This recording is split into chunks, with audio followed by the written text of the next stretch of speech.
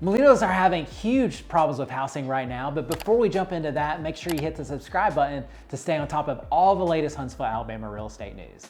For the first time in 8 years, millennials are not the largest portion of home buyers. They dominated from the 2014 to 2021, but 2022, they took a big downward spiral in terms of the percentage of homes purchased. So in 2022, they declined from 43% of the home purchases all the way down to 28%. And it's not because millennials suddenly do not want to purchase homes, as many predicted a decade earlier. It's because housing has become unaffordable for a lot of millennials with higher home prices and then also higher mortgage rates as well. So they've now been dethroned by boomers who have a ton of equity and also money to outbid these millennials for housing that's available in 2022.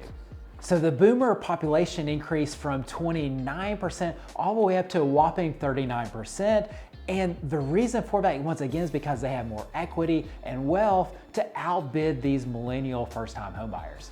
So where is all this headed? I see two possible outcomes.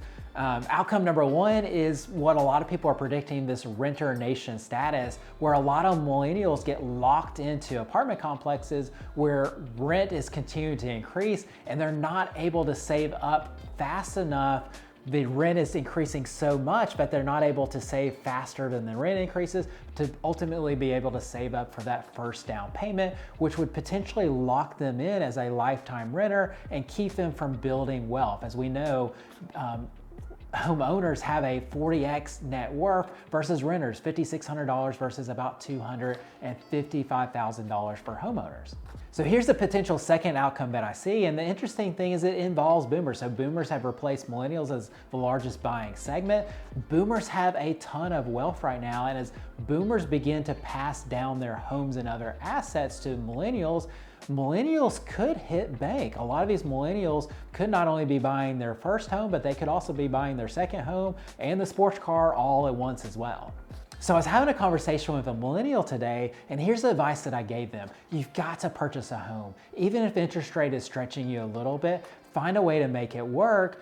Marry that home, date the rate, look to refinance as rates start to come back down. House hack if you have to. House hacking might not be the most convenient thing, but do as Dave Ramsey says, live like no one else so you can then live like no one else. House hacking is when you rent out either one or multiple bedrooms to a potential roommate. This could be a friend, this could be a complete stranger. Just make sure that you do it because this is a great way to subsidize your mortgage and maybe even get that mortgage reduced down to zero. And then that also allows you to take advantage of the three big keys in buying real estate. Number one is appreciation. So for example, if you put 5% down on that house and the house appreciates 5%, you didn't experience 5% appreciation, you actually experience 100% appreciation when you do the math on your initial investment. So that's number one. Number two is a portion of every payment goes towards your principal. It's like a forced savings account. And so when you refinance